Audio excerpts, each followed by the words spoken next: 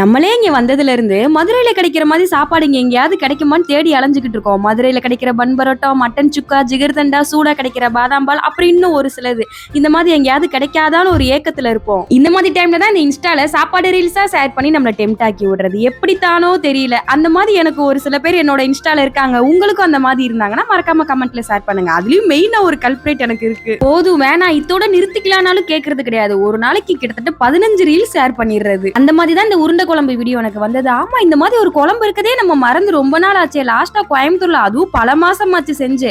அதுக்கப்புறம் இன்னும் செய்யவே இல்லையே. இன்னைக்கு இதை செஞ்சிட வேண்டியதான்னு சொல்லிட்டு அதை தான் உட்காந்து பண்ணிட்டு இருந்தேன். இதுக்கு முன்னாடி செய்யும் போது அந்த உருண்டை உடஞ்சு அப்படியே குழம்போட மிக்ஸ் ஆயிடுச்சு. இந்த டைம் அந்த தப்பு பண்ணக்கூடாதுன்னு சொல்லிட்டு பார்த்து ஒன்னு பண்ணிட்டு இருந்தேன். லாஸ்ட் டைம் தண்ணி கொஞ்சம் அதிகமாயிடுச்சு இந்த பருப்பு உருண்டையில. அதனால இந்த டைம் ரொம்ப கெட்டியா இருந்துச்சு. அழகா உருண்டை பிடிச்சி வச்சிருந்தேன். இந்த டைம் குழம்பு பர்ஃபெக்டா வந்துருது. ஆனா உருண்டை மட்டும் கொஞ்சம் பெரிய சைஸ் ஆயிடுச்சு. பாக்குறதுக்கு திருப்பதி லட்டு சைஸ்க்கு இருந்தது. ஆனா டேஸ்ட் சூப்பரோ சூப்பர். அவ்வளவுதான். நாளைக்கு பார்க்கலாம். பாய்.